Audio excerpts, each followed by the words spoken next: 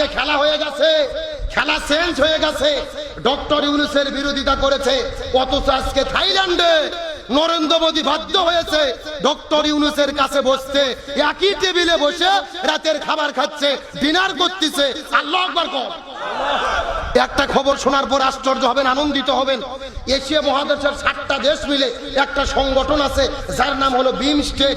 Bharat, Bangladesh, Myanmar, Nepal, Bhutan, Sri Lanka, Thailand, এই 7 দেশ মিলে একটা সংগঠন বিমস্টেক। এই সংগঠনের চেয়ারম্যান নির্বাচিত হয়েছে ডক্টর মোহাম্মদ ইউনূস। আলহামদুলিল্লাহ বলবেন না? নরেন্দ্র মোদী হা করে চাই আছে মন খারাপ করে, আর চেয়ারম্যান হয়ে গেছে ডক্টর মোহাম্মদ ইউনূস। তার মানে এশিয়ার নেতা। আলহামদুলিল্লাহ কোন? আমরা তো আগে জানতাম ডক্টর ইউনূস মানে হলো আমেরিকার দালাল, ইউরোপের দালাল। কিন্তু গত ঈদের আগে যখন চাইনাতে গেল ডক্টর মোহাম্মদ ইউনূস, যাওয়ার পরে দেখে আশ্চর্যজনক তথ্য, চীন দেশের হাইনান প্রদেশের তিনি একটা গভর্নরের উপদেষ্টা। তার মানে ইউনূস শুধু ইউরোপের না, ইউনূস শুধু আমেরিকার না, ইউনূস শুধু চাইনার না, ডক্টর ইউনূস হলো বিশ্ব লিডার। আমরা এতদিন তাকে চিনতেও পারিনি, তাকে সম্মানও করতে পারিনি। আজকে ডক্টর ইউনূসের বিরুদ্ধে ষড়যন্ত্র করে নরেন্দ্র মোদী হার মানতে বাধ্য হয়েছে। তার মানে বোঝা যায় সত্যের পক্ষে থাকলে কে বিজয় দেয়। চায়না থেকে ঘুরে আসলো আন্তর্জাতিক খেলা।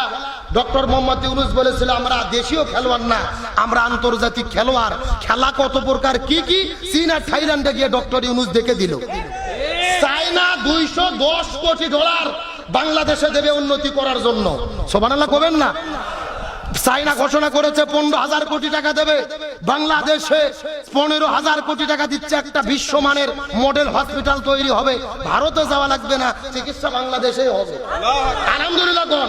12,000 কোটি টাকা দিয়ে 4টা জাহাজ ক্রয় করেছে, পুরো পৃথিবীতে ব্যবসা হবে। 10,000 কোটি টাকা দিয়ে তিস্তা ব্যারেজ প্রকল্প করতেছে, উত্তরবঙ্গের মানুষের দুঃখ ঘুচে যাবে। 30টি কোম্পানি 100,000 কোটি টাকা বাংলাদেশে দিচ্ছে অর্থনৈতিক অঞ্চল গড়ার জন্য। 2028 সাল পর্যন্ত শুল্ক মুক্ত পণ্য চায়নাতে আমদানি রপ্তানি করতে পারবে। এইভাবে 5টা বছর যদি বাংলাদেশ চলে, 5 বছরের ভেতরে মালয়েশিয়া, সিঙ্গাপুরের মতো বাংলাদেশ হয়ে যাবে ইনশাআল্লাহ। কিন্তু ভালো তো ভালো লাগে না, একদল আছে খালি কেমনে ডক্টর ইউনূসকে তাড়ান যায়। কথা বল না গা। এক ছোটখাটো একটা ছুটকে ফাটকে নেতা গতকালকে ফেসবুকে এসে বলতেছে 2 মাসের মধ্যে ইউনূস যদি ক্ষমতা না ছাড়ে হাসিনার মতো একটা দেশ থেকে তাড়িয়ে দেব। কত বড় পাওয়ার, কত বড় ক্ষমতা। মনে ভুলে গিয়েও না যে হাসিনার ডক্টর ইউনূসে আস। ডক্টর ইউনূসকে তাড়াতে গেলে তোমাদেরকেই দেশ ছাড়তে হবে। কারণ ডক্টর ইউনূস জোর করে ক্ষমতা গ্রহণ করেনি, আমরাই তাকে জোর করে ধরে এনে ক্ষমতায় বসে দিচ্ছি। কথা বল না গা। ডক্টর ইউনূস কিন্তু ক্ষমতা নিয়েছে সম্পূর্ণ ইসলামিক পদ্ধতিতে। কি পদ্ধতি? এটা ইসলামী শরীয়তের পদ্ধতি। রাসূল যখন বিদায় নিয়ে চলে গেলেন, আবু বকর কিভাবে খলিফা হলো সকলের মতামতের ভিত্তিতে। একই রকম হাসিনা যখন পাইলে গেল, পুরো দেশের মানুষের সম্মতিতে ডক্টর ইউনূস প্রধান উপদেষ্টা হয়েছে।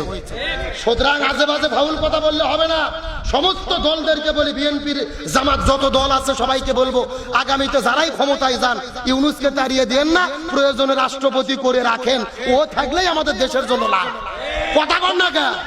আর সবাই তো জনমত তৈরি করতেছে 5টা বছর যদি ডক্টর ইউনূসকে আমরা রাখতে পারি সবার পরামর্শের ভিত্তিতে, এই দেশটা মালয়েশিয়া, সিঙ্গাপুর হয়ে যাবে ইনশাআল্লাহ।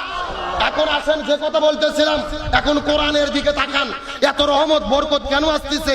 আল্লাহর কোরআন বলেন ওয়ালাউ আন্না হালাল কুরা আমানু ওয়াত্তাকাউ লাফাতাস সামাই ওয়াল আরদ। কোন দেশের মানুষেরা আল্লাহকে ভয় করে কোরআনের বিধান যদি মেনে নেয়, আসমান এবং জমিনের যত রহমত বরকতের দরজা আছে সব দরজা আল্লাহ তাআলা খুলে দেয়। সুবহানাল্লাহ বলেন। এখন আসেন আসল কথায়। আল্লাহর কোরআন বলেছে আর রিজালু কাওয়ামুনা আলান নিসা। রাষ্ট্রের পরিচালক কোনো নারী নয়, রাষ্ট্রের পরিচালক পুরুষদেরকে হতে হবে। কার কথা? মাত্র 7 মাসে আমরা যত বরকত পাইছি কোরআনের এই একটা বিধান মানার কারণে আমরা নারীদেরকে সরাই দিয়ে পুরুষকে ক্ষমতা বসাতে পেরেছি। তার কারণ রাসূল বলেছেন যেই পরিবারের প্রধান হয় নারী ওই পরিবার পৃথিবীতে জান্নাত। যেই দেশের রাষ্ট্রপ্রধান হয় নারী ওই দেশের মধ্যে শান্তি আসতে পারে না। সুতরাং শান্তি যদি পেতে চাই পুরুষ প্রধান লাগবে। সুতরাং এতদিন যা করেছে ভুল করেছি, আগামী নির্বাচনে আর কোন নারীকে প্রধানমন্ত্রী দেখতে চাই না। আগামীতে পুরুষ প্রধানমন্ত্রী, পুরুষ রাষ্ট্রপতি কারা কারা দেখতে চাই দুটি হাত আল্লাহকে তুলে দেখায়। লিল্লাহি তাকবীর। হাত নামান, মন খারাপ করেন না। ক্ষমতা কে যাবে জানি না, বিএনপি জামাত যাই যাক, আমাদের দাবি হলো প্রধানমন্ত্রী যেন পুরুষ হয়। কে রে? আমাদের বগুড়ার ছেলে তারেক জিয়া যদি প্রধানমন্ত্রী হয় আমাদের কোন আপত্তি আছে? যদি জামাতের আমির প্রধানমন্ত্রী হয় আপত্তি আছে? চরমনের পীর প্রধানমন্ত্রী হয় আপত্তি আছে? আমাদের কথা যেই হোক একটা পুরুষ হোক, আর কোনো নারীর জ্বালা দেখতে চাই না।